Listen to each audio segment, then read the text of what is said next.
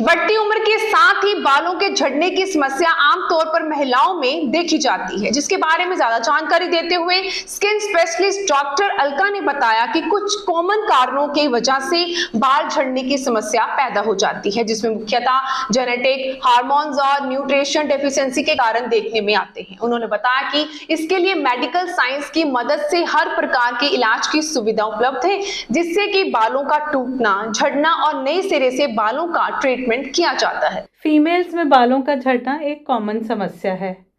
ये या तो बालों का पतला होना हो सकता है या बालों का बहुत ज़्यादा झड़ना, और इसके कई कारण हैं, जिसमें जेनेटिक्स, हॉर्मोन्स या फिर न्यूट्रिशनल डेफिशिएंसीज।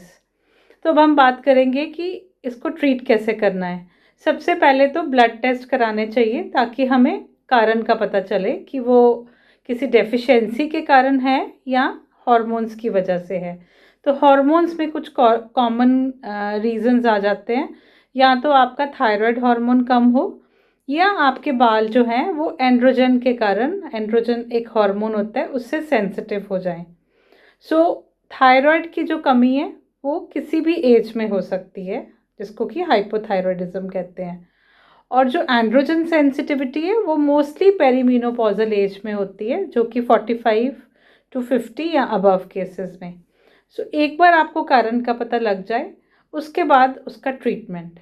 अगर तो वो न्यूट्रिशनल डेफिशिएंसी के कारण है, जो कि कॉमनली विटामिन डी, बायोटिन या आयरन या प्रोटीन, ये 4 चीज़ों की डेफिशिएंसी के कारण मेजॉरिटी केसेस में हेयर फॉल आता है। तो टेस्ट करवा के जो भी डेफिशिएंसी है उसका सप्लीमेंट दे के इसका क्योर हो सकता है। अब बात आ गई हार्मोनल हेयर लॉस की।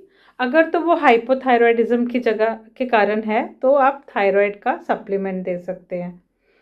अगर ये पेरीमेनोपॉजल हेयर लॉस है, जो कि नॉर्मल हेयर फॉल से थोड़ा डिफरेंट भी है, इसमें या तो आपके सेंटर की जो पार्टिंग है वो ज़्यादा चौड़ी हो जाती है, मतलब यहाँ से स्कैल्प नज़र आना शुरू हो जाता है।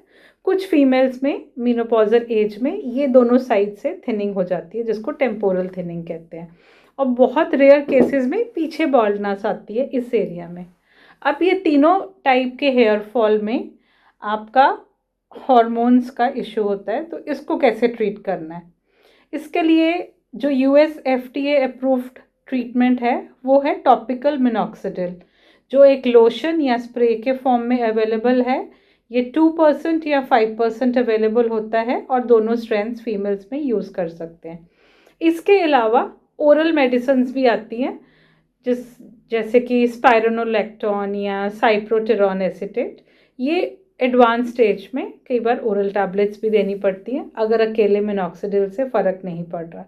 इसके अलावा कुछ कॉस्मेटिक ट्रीटमेंट्स भी हैं जिनसे इसको रिलीफ दिया जाता है, जैसे कि micro needling with hair peptides या हेयर मीजो सॉल्यूशंस, जिसमें कि आपके स्कैल्प में जिस एरिया में बाल कम है वहाँ पे माइक्रो नीडलिंग से माइक्रो चैनल्स बनाए जाते हैं और फिर उसके बाद सॉल्यूशंस आते हैं प्रिपेयर, जिसको मीजो सॉल्यूशंस कहते हैं, वो दे सकते हैं। इसके अच्छे रिजल्ट्स हैं।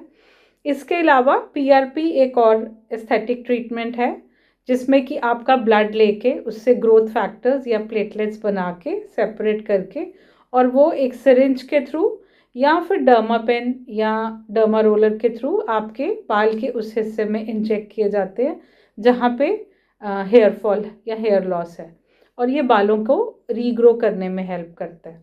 कुछ केसेस में जहाँ बाल रीग्रो नहीं करते हैं वहाँ एक कैमोफ्लेज इफ़ेक्ट देने के लिए माइक्रो पिगमेंटेशन की जाती है, जिसका मतलब कि छोटे छोटे डॉट्स क्रिएट किए जाते हैं ताकि दूर से आपका स्कैल्प विजिबल ना हो, वो एक अपीयरेंस दे कि आपका स्कैल्प भरा हुआ है। ये कुछ ट्रीटमेंट्स हैं जिसके काफ़ी अच्छे रिजल्ट्स हैं। इसके अलावा एक और ट्रीटमेंट है एक्सोसोम्स, जो कि अभी न्यूएस्ट ट्रीटमेंट है। एक्सोसोम्स भी एक सॉल्यूशन के फॉर्म में अवेलेबल है, और माइक्रो नीडलिंग या डर्मा पेन या डर्मा रोलर, इनके थ्रू आपके स्कैल्प में इंजेक्ट किया जाता है, और ये डिफरेंट टेक्निक से हेल्प करता है। Exosomes are basically they help by messenger या मैसेंजर RNA। एक लेटेस्ट टेक्निक है और इसके काफ़ी अच्छे रिजल्ट्स हैं। हार्मोनल हेयर फॉल में ये हेयर रीग्रोथ कर देता है। ये तो हैं कुछ ट्रीटमेंट। अगर आपको बालों का थिनिंग या एक्सेसिव हेयर फॉल हो रहा है और न्यूट्रिशनल सप्लीमेंट्स लेने से भी फ़र्क नहीं पड़ रहा, तो आपको ज़रूर एक एक्सपर्ट डॉक्टर का परामर्श लेना चाहिए, ताकि वो देख सके कि कौन सा हार्मोन और क्या एग्जैक्ट रीज़न है और अकॉर्डिंगली ये ट्रीट हो जाए। सो हेयर फॉल किसी भी तरह का, चाहे वो न्यूट्रिशनल है या वो हार्मोनल है, वो काफ़ी हद तक रिवर्सिबल होता है, मतलब कि आपका हेयर रीग्रो कर जाता है। तो चिंता मत करिए, घबराइए मत, एक्सपर्ट परामर्श लीजिए और आप इसका क्योर पा सकते हैं। धन्यवाद।